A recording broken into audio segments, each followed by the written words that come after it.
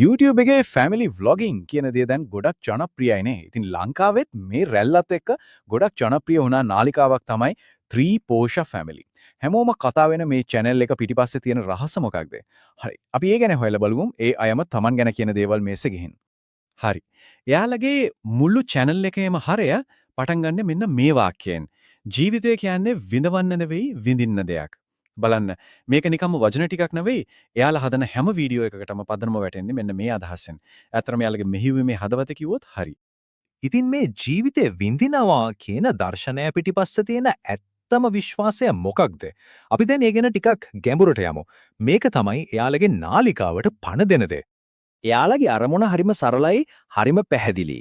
ඒ තමයි Tamanගේ පවුලේ සතුට, ඒ එකමුතුකම, ඒ ලස්සන මතකයන් හැමෝමත් එක්ක බෙදා ගන්න එක.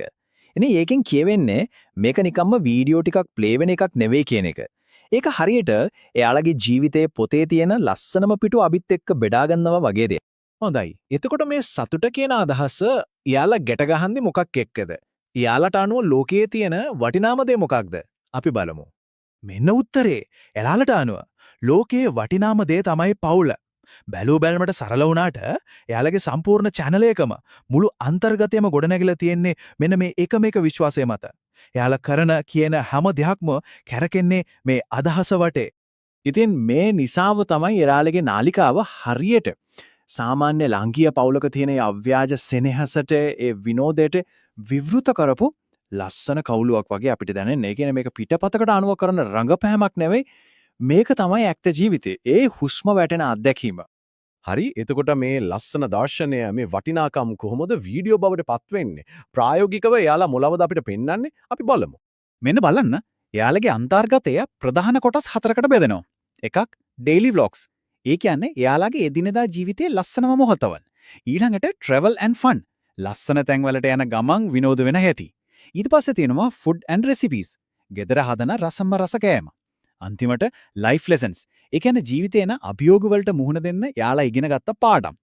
ඉතින් මේ හතර හරහා තමයි අර මුලින් කතා කරපු දර්ශනය අපේ ඇස් ඉස්සරහට එන්නේ. හොඳයි දැන් අපි මේ කතාවේ අන්තිම සහ සමහර විට වැදගත්ම කොටසට එමු.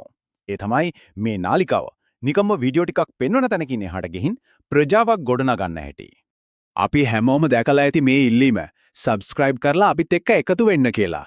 ඒත් පොඩ්ඩක් හිතන්න ඒක නිකම්ම බටන් එකක් ඔබන්න කියන එකක්ද? නෑ. ඒක ඇත්තටම ආරාධනාවක්. එයාලගේ පවුලේ කතාවේ කොටසක් වෙන්න, ඒ ගමනට එකතු වෙන්න කරන හරිම සුහදෑරයුමක්. ඒ වගේම තමයි එයාලට like එකක්, comment එකක් කියන්නේ නිකම්ම ඉලක්කමක් නෙවෙයි. ඒක එයාලගේ ගමනට ප්‍රේක්ෂකයන්ගෙන් ලැබෙන ශක්තියක්.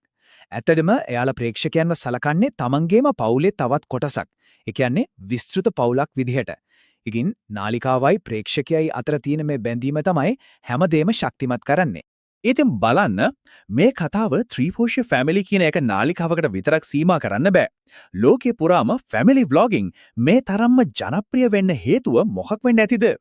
සමහර විට මේ වේගවත් කාර්යබහුල ලෝකයේ ඇතුලේ අපිට මඟහැරෙන ඒ අව්‍යාජ මිනිස් සම්බන්ධකම්, ඒ සැබෑ සෙනෙහස අපි අන්තර්ජාලය හරහා හොයනවා වෙන්න බැරිද?